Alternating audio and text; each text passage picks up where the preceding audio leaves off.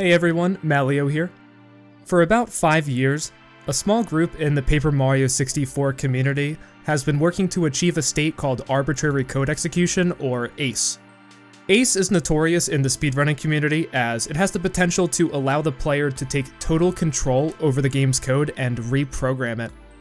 A great example is Master June's Super Mario World ACE demonstration, in which code for Snake and Pong is written and executed within Super Mario World. As you can imagine, one of the most well-known applications for ACE in speedruns is the potential to perform a credits warp. In this scenario, you find a way to change the flow of execution in the game's code to load the credit sequence. A credits warp is the holy grail in any speedrun, as it's almost always the last major time skip that will ever be found in a game. Rain, Frey, and Mr. Cheese, with the help of several others in the community, finally accomplished arbitrary code execution and showcased it by writing code to warp to the credits, drawing their names on screen, and changing the background music. Huge congratulations to the Paper Mario 64 team on this amazing discovery. I'll have links regarding their work in the description below. 2 days after the discovery of Paper Mario 64's credits warp, I went live on Twitch to showcase something that Solidified Gaming and I had just completed. This is what happened on stream. Just a day after the Paper Mario 64 credits warp discovery, Solidified Gaming and I managed to exploit a buffer overflow and warp to the credits in TTYD a mere 25 minutes into the game. This video will explain the theory and planning behind how this came to be, and discuss what this means for the future of TTYD speedrunning as we know it. We hope you enjoy.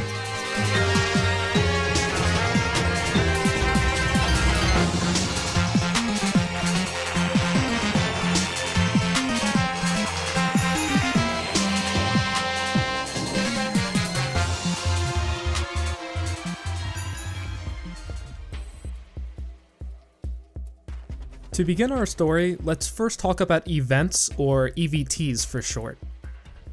Each event represents a set of commands and stores information about the current state of the event execution. Examples of events include everything from setting up objects and NPCs upon loading a room, to orchestrating cutscenes. When the game runs an event, the commands specified in the event are executed based off of a scripting language defined within the game's code. Therefore, we can think of events as a running instance of script code. To manage the order in which events should be run on a particular frame, the game uses a queuing system through which it starts running events from the start of the queue and works its way towards the end of the queue. The game has room in memory to store at most 256 events on any given frame. This may sound like plenty until glitch hunters get involved.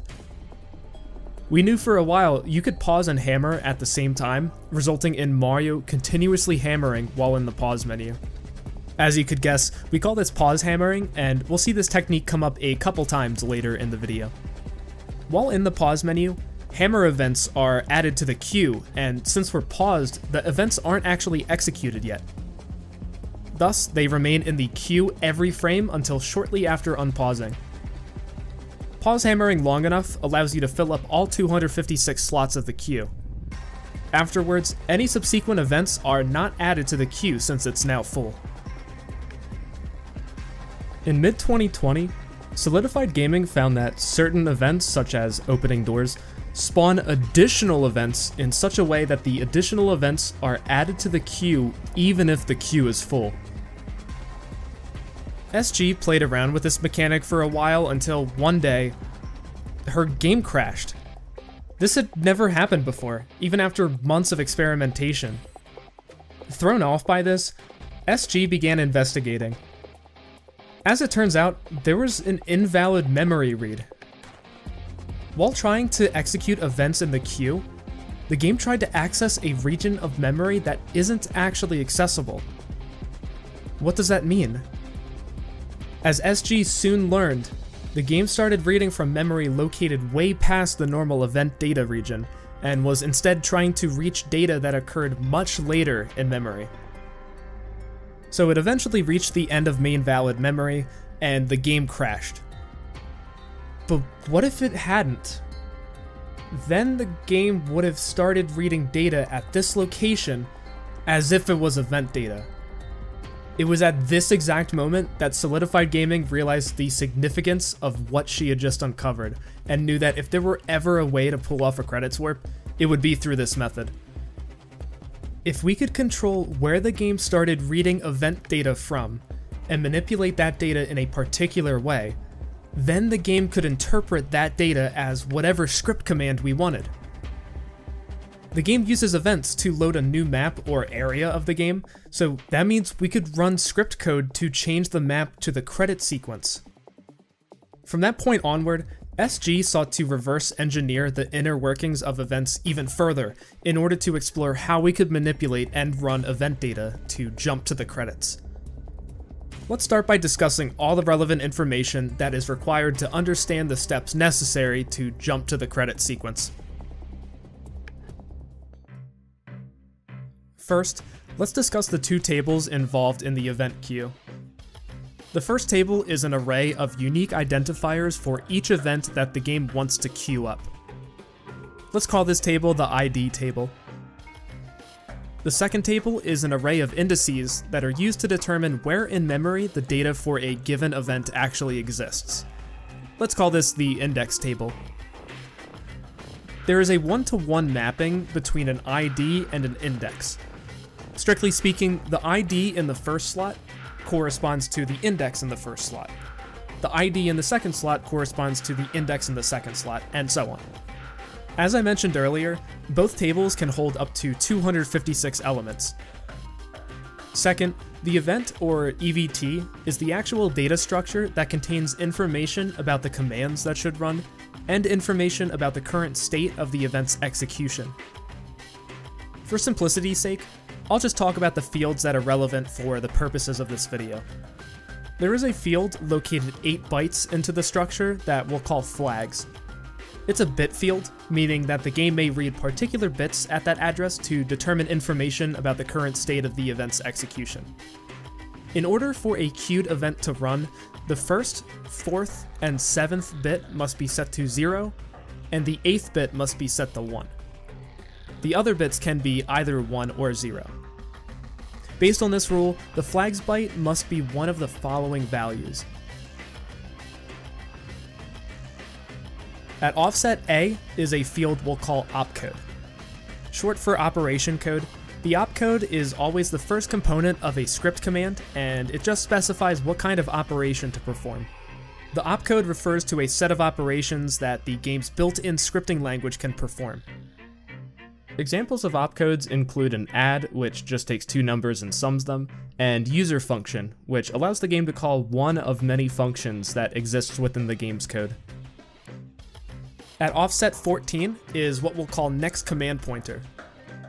This field acts as a pointer to the next command that this event will execute. Further into the structure, at offset 15C, we have a unique identifier for this event. As I mentioned earlier, an ID is placed in the ID table when an event is queued. However, the game also stores that same ID in the event itself. If the ID in the ID table doesn't match the ID in the event itself, then the event does not run. This check is likely implemented to avoid certain problems with running and terminating events in the queue. Lastly, there are 2 floating point numbers we'll call timescale and time scheduled to run, located at offsets 164 and 168 respectively. Skipping over the details, as long as timescale and time scheduled to run sum to 1 or greater, then the event can execute. Just to reiterate, the game checks for valid flags, ID, timescale, and time scheduled to run. Only when all of those checks pass does a queued event run. Now let's walk through how the game actually queues events. To start, given the fact that we need to be able to uniquely identify events, the game has a counter which tracks the next ID to be assigned. So let's just call this the next event ID. This counter is incremented every time an event is queued. This way, there's no fear that a given ID will accidentally refer to multiple events. If the game wants to queue up an event, it first finds where in the queue it can place it, it takes next event ID and adds it to the ID table and increments next event ID. Then the game determines where in memory it can store the new event, and stores an index in the index table that corresponds with this memory location. Event indices represent what position in memory an event is located at. To find where the event is stored, you first take the index and multiply by 1b0, which is the size of one event. It then adds this result with the start of the event memory region. The result is the location of the desired event. The game will then read the event information to determine if it should run and what script code it should execute.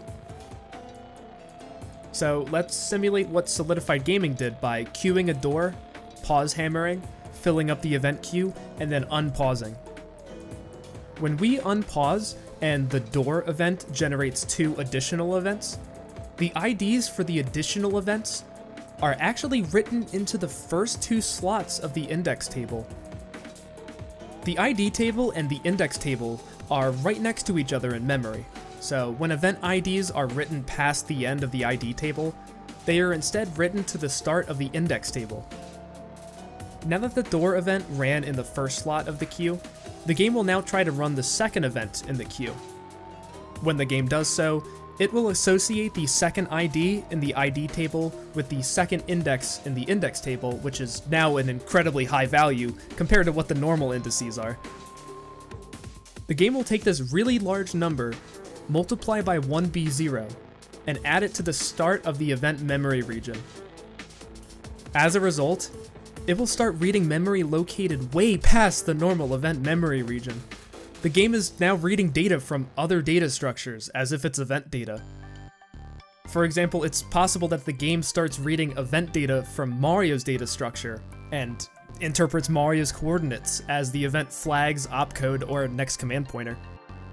Now that we know that it's possible for the game to read event data from unintended memory locations, the question is, well, what exactly can we do with that knowledge? Through reverse engineering, we know that to change to a different map, the game calls the map change function and specifies the desired room to load. One such map is the credit sequence. If we can cause the game to read event data that is interpreted as a map change function call to the credits sequence, then we would be able to warp to the credits. With all of that out of the way, let's talk about the actual route that we began looking into.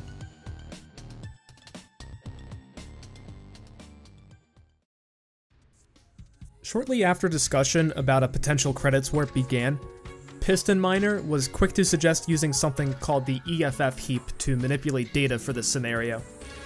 Effects, or EFFs for short, represent what are essentially particle effects. This includes dust from walking around, the exclamation mark that appears over enemies' heads, and grass flying up in the air when walking around the grass patches in Petal Meadows.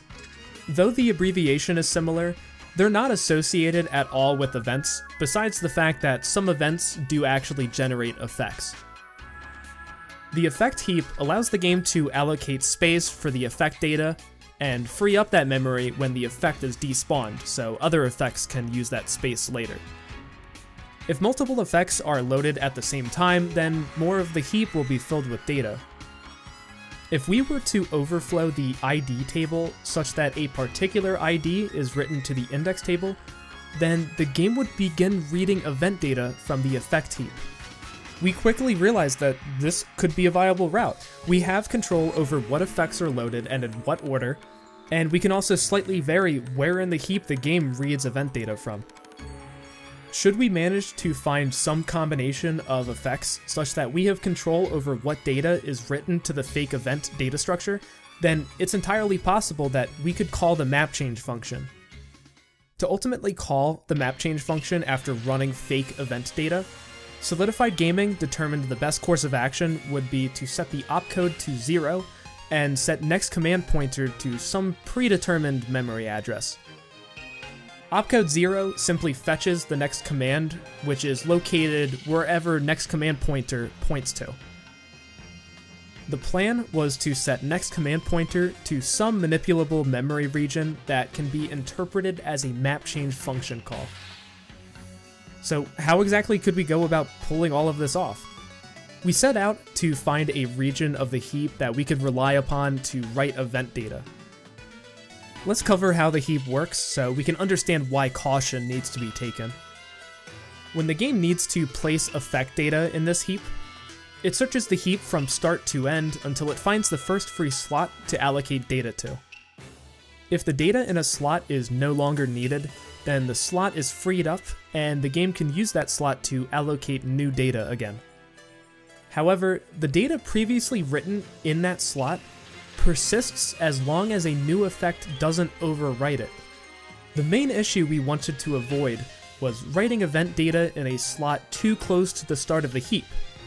If we read data at the very start of the effect heap, then that data would be more susceptible to changing every time a single effect is loaded into memory.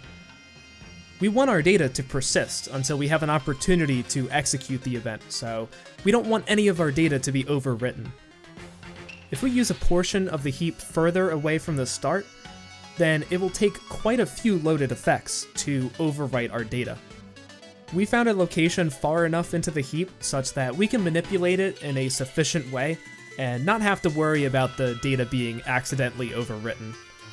With the memory location decided, let's discuss how we began to write the necessary data for the fake event data structure. I apologize in advance if the order of explanations is confusing, as certain pieces of this puzzle may not be explained until slightly later. However, I think the best way to go about this is to explain this warp chronologically. To start, we buy a mushroom and soft reset the game. We reset the game in order to reset next event ID to 1, and I'll explain why a bit later.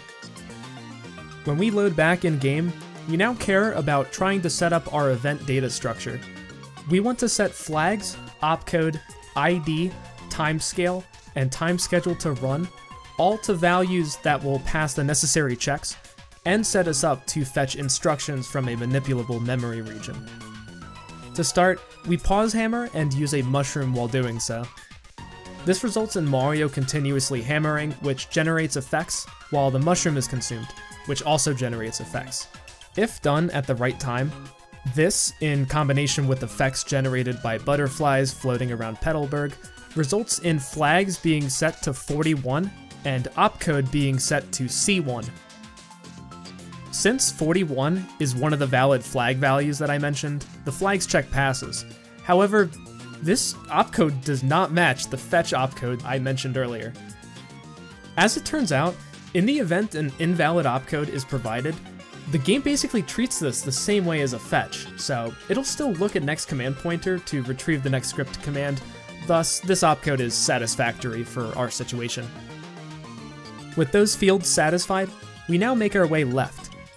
We stop moving every so often to despawn effects. If we generate too many effects, we may end up overwriting flags and opcode in the heap.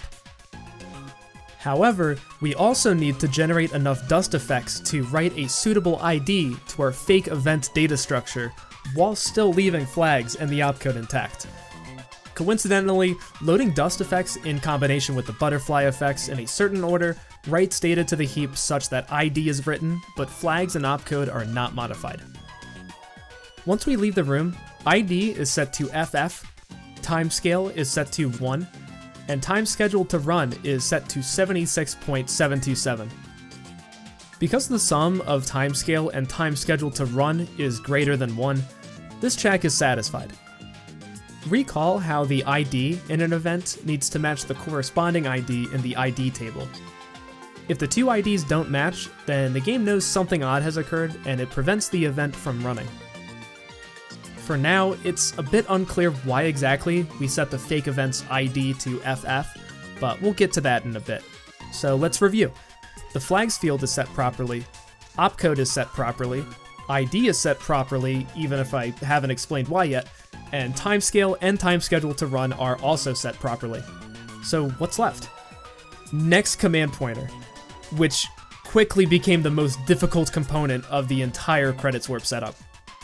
Just like we've been doing with the other fake event fields, we now need to spawn particle effects in some order such that a consistently manipulable value is written to next command pointer in the fake structure. Not only that, but we had to make sure that the particular combination of effects, when written to the heap, does not overwrite the flags, opcode, ID, timescale, or time schedule to run. It was quickly realized that finding such a viable combination would be a tough task. This took several weeks where we mostly documented effect data structures and tried writing programs to simulate the heap. After weeks of effort, we weren't successful in finding a viable combination, until Solidified Gaming had a stroke of luck. While messing around in-game, she somehow wrote Mario's position to the next command pointer field by loading some precise combination of effects into memory. After analyzing the heap, SG was able to determine what exact combination of effects were used to write Mario's position to next command pointer. So we now have a replicable method by which we can control what's written to next command pointer by precisely setting Mario along the x-axis when spawning this particular combination of effects. So maybe we could use Mario's X position to write a valid memory pointer to next command pointer. Now the question became, what memory location could we take advantage of so that we have sufficient control over enough bytes of data to write script code to call the map change function with the credit sequence? Solidified Gaming found a viable memory location in which the GameCube controller inputs are stored. At this particular location, starting at memory address 8040F0D0, controller data is stored in the following way. Byte 1 is a bit field where the left 3 bits are 0, followed by start, Y, X, B, and A, where a bit is set to 1 if the button is being pressed. Byte 2 is also a bit field, where the first bit is always 1, followed by L, R, Z, D up, D down, D right, and D left, where a bit is set to 1 if the button is being pressed. Byte 3 is the X component of the analog stick, which is a value in the range of 0 to 255. Byte 4 is the Y component of the analog stick, also in a range of 0 to 255. Byte 5 is the X component of the C stick with range 0 to 255. Byte 6 is the Y component of the C stick with range 0 to 255. Byte 7 is the L shoulder analog input, where a value between 0 to 255 represents how hard you're pressing down the shoulder button, and byte 8 is similarly the R shoulder analog input. These 8 bytes repeat 4 times for each of the 4 controller ports. It's important to mention the following constraints as a result of the layouts of the bytes mentioned. For the first bit field, it can only have values between hex 0 and hex 1F due to the limited number of buttons that are encoded in that bit field. And for the second bit field, if you aren't holding any buttons, the byte is, for some reason, hex 80. That is to say, because the top bit is 1, we can't produce any value lower than hex 80. Because of these constraints, we want to determine where exactly in the controller data we want to start reading bytes from. Now let's look at the typical script command the game runs to change maps. Userfunc, EVT barrel map change, the map name, and the loading zone name. Again, the userfunc opcode is used to call the function specified right after, which in this case is EVT barrel map change. To change to a specific map, we provide a memory location that contains the desired map name. Lastly, you can also specify a memory pointer that signifies what loading zone to enter the map from. Now let's look at how this is represented in the game's code. Let's look at the first 4 bytes. The 4th byte in this data is the opcode. 5B is used to represent userfunc. Next, 80079FE4 is the location of the map change function. After that, 805B4C7C is the location of the map name, in this case end_00. And that's followed by all zeros. When the game doesn't need to specify a loading zone to enter the map from, like in the case of the credits, the field is left as 0. If we were to encode this data with controller input starting at controller 2, then we would have enough bytes to fit this command. However, to simplify things a bit more, it actually turns out that the loading zone field doesn't actually matter at all. Even if it's an invalid memory pointer, the game is still able to run the map change command. So now, we're left caring only about the first 12 bytes. One last thing to mention is that if there are multiple memory locations that contain end_00, then you can use either one and the command will still function the same way. For no particular reason, we chose to use memory address 802ECC84 instead of the intended one. Now, with a simplified and concrete command, let's encode it. We don't really want to read from controller 1's data since we're actively using that controller to play the game. To make things go a bit smoother, let's try starting from controller 2's data. Controller 2 will be used to write the opcode and the map change function pointer, but now we have a problem. We need to specify the memory location of the map name. However, the first byte of controller 3 cannot have a value larger than hex 1F. Thus, we are unable to write a valid memory pointer. So instead, let's try reading starting from controller 2 byte 2. Then we end up using controller 3 byte 1 to encode the last byte of the map change function pointer. We need to encode hex E4, but we can't have values larger than 1F in that first byte. So let's try starting from controller 2 byte 3. We face the same issue. We need to encode 9F, but we can't use the first byte of controller 3 to do so. Now let's try to start at controller 2 byte 4. And it works. If we start at 8040F0DB, which is port 2's analog stick Y position, then we are able to encode the map change function call along with the pointer to the end_00 string to specify the credit sequence. The inputs look like this. So that's fantastic. One of the last things we need to do is determine what X position we need to have Malleo stand at in order to write 8040F0DB to next command pointer. Malleo's coordinates are encoded as floating point numbers. If we want to encode 8040F0DB as a float, this yields a position of negative 5.96 times 10 to the negative 39th power. If you assume that a position change of 1 unit represents a meter, then the distance between our desired position and 0 is smaller than a Planck length. That is such an unfathomably small position that it is not at all realistic to ever achieve this position. So it's a dead end. We can't use Malleo's X position to write the controller data location to next command pointer. In fact, any valid memory pointer between 80000000 and 817FFFF, which is the range for the game's normal main memory region, is inaccessible for the same reason. So this must mean that we can't use Malleo's X position to write any valid memory location to next command pointer. Except, this isn't the only valid memory range. The range I just provided actually refers to the GameCube's cached main memory.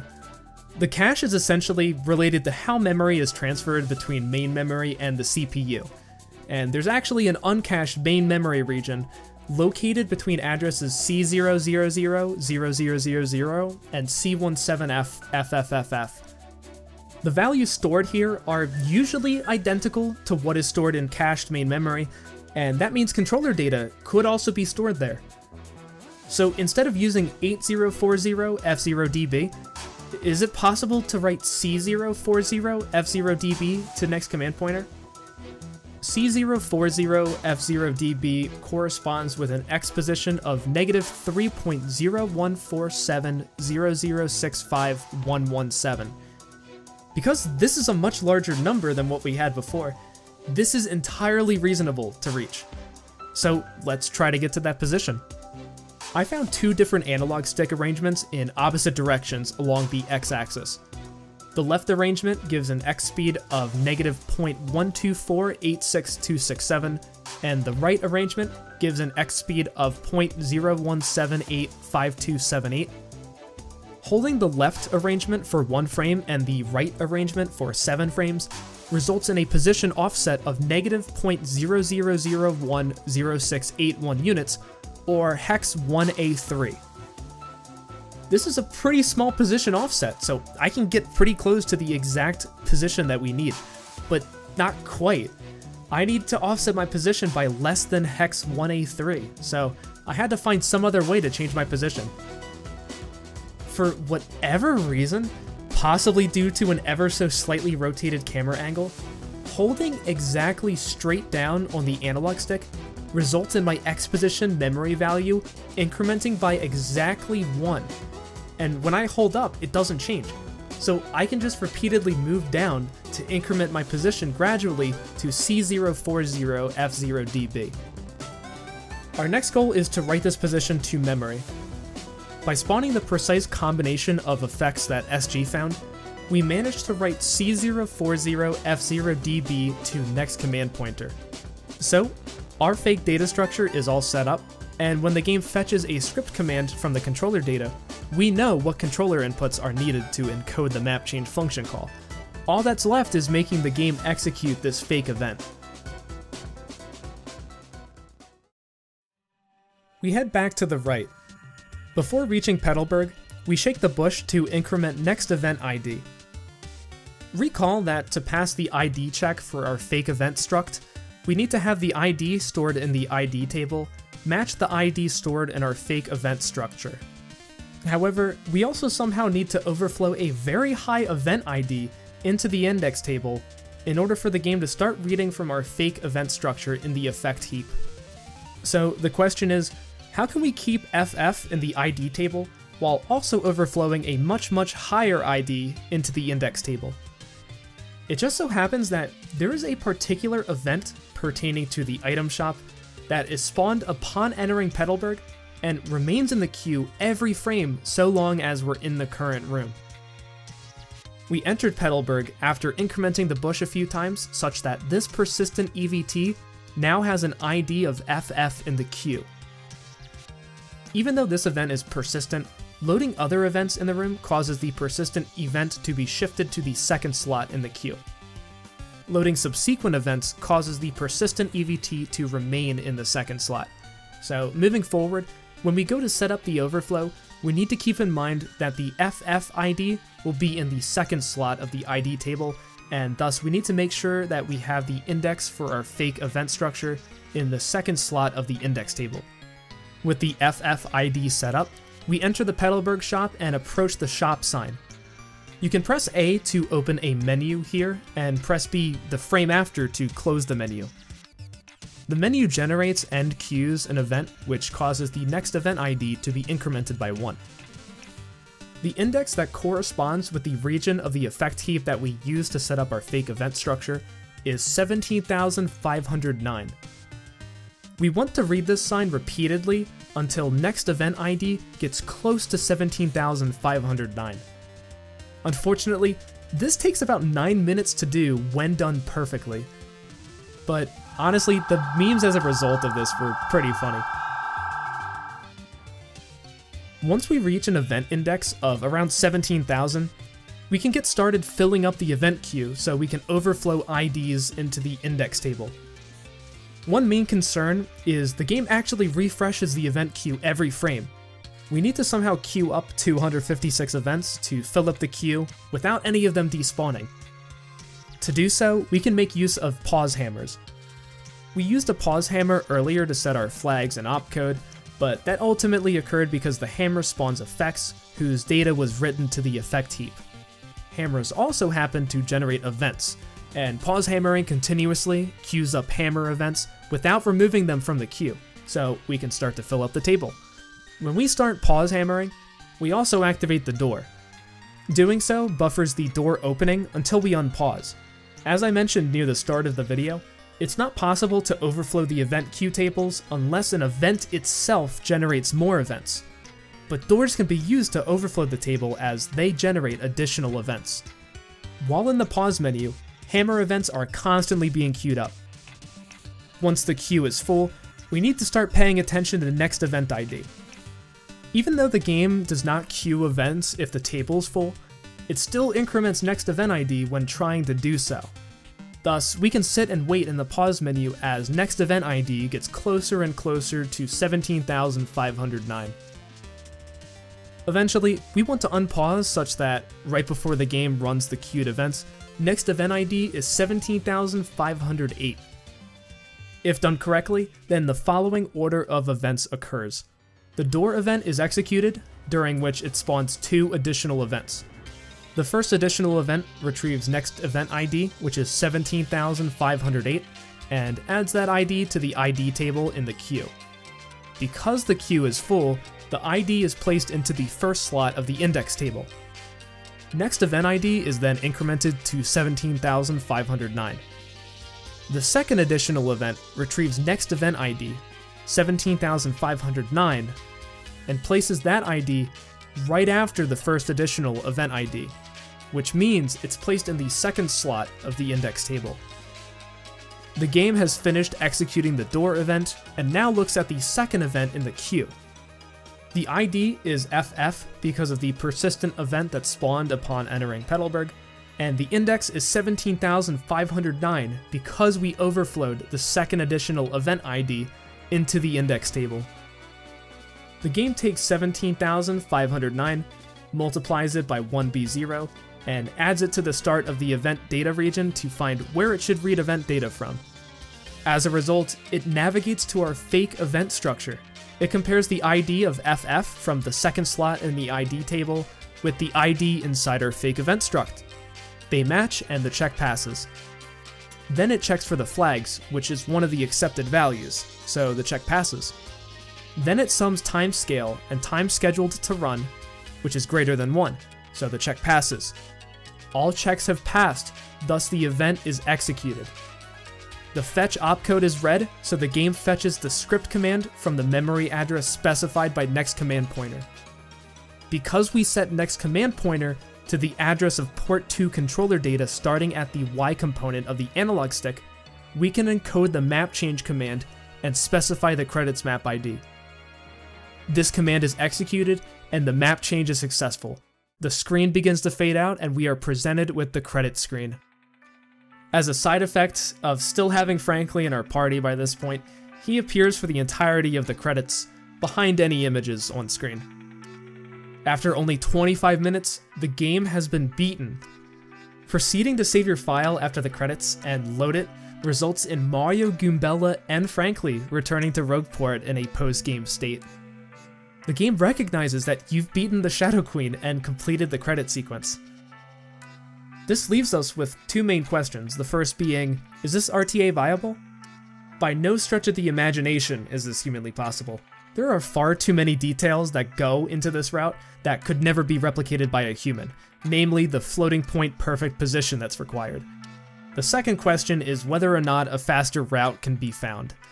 We see no reason to believe otherwise. In fact, we believe that there will at some point be an RTA viable route for credits warp. It's just a matter of continuing to document the game's source code and discover other routes to use. What happens to the future of the TTYD speedrun? Should a human perform a credits warp in this game, the TTYD speedrunning community will split any percent into 2 separate categories, with the credits warp taking the place of any percent, and a separate category called any percent no arbitrary script execution being created. As far as speedrunning competition is concerned, very little will change. For the credits warp, it's also worth keeping in mind that we don't need to rely on the particle effect heap. We could always use a different region of the game's memory should we find that it's manipulable in just the right way to satisfy all the game's checks. Most significantly, that would prevent the need to read the sign for 9 minutes because we wouldn't need next event ID to be as large when it overflows into the index table. All of that being said, I expect there to still be a good chunk of time save once we wander upon a new route. It's worth making the distinction that the method through which we wrote script commands is not considered arbitrary code execution. We aren't actually executing arbitrary code. We're not actually encoding assembly instructions to reprogram the game. Instead, we're simply encoding a single script command. Because we're limited to the bounds of the scripting language, we don't have total control over the game. Yet. We do expect we could use this method to reach an arbitrary code execution state, but that will require some more planning and research. But it's something I'd like to help make happen in the future. I've seen a lot of people say that they actually lose interest in a speed game that has a credits warp. I can understand that. The idea that some ridiculous glitch allows you to skip all entertaining and memorable parts of a game just ruins the fun. But isn't it entertaining and memorable in itself that as a result of community-wide efforts to reverse engineer the game's code and mess around with events, a vulnerability was found that could be used to execute any script command at will?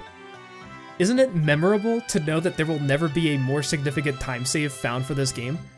Isn't it memorable that since I helped make the first TTYD task more than 7 years ago, that we've lowered the speedrun by 4 hours and 27 minutes? To me, this has to be one of the most memorable moments in my entire online career. It has been the most entertaining excursion I have ever gone on in my entire online career. All of that being said, for me, this only strengthens my appreciation and interest for Paper Mario: The Thousand-Year Door. I want to give a huge shout out to Solidified Gaming. SG discovered the crash due to the event queue overflowing, determined why it happened, realized the potential of this exploit, and began routing a credit slurp. She was monumental in the planning process and knew what we had to do along every step of the way. It was a pleasure to work alongside her and tackle some of the tough aspects of this route, particularly achieving the floating point perfect position. I've always wanted to help discover a credit slurp, and it's because of SG that I had the opportunity to be along for the ride. Thank you to Piston Miner for theorizing that we could use the effect heap for our fake event structure. Additionally, he confirmed for us that Mario's float position can be interpreted as a memory pointer into uncached main memory. Thank you to JMC4789 and Buto for verifying on console that we can reliably access uncached GameCube memory for this route, as this was something that hadn't been explored very extensively before. Thank you to Piston Miner and Zephylos for their development of the TTYD practice codes. They help make speedrunning practice for TTYD a lot easier, and they were pretty helpful as we experimented with different memory locations to set up our fake event structure in. Thank you to all the friends and community members that looked over and helped edit this video script. I really appreciate it. And lastly, thank you for watching. The topic of this video is more complex than what I normally feature in my other videos, but I hope you enjoyed it nonetheless. And with that, have a good one.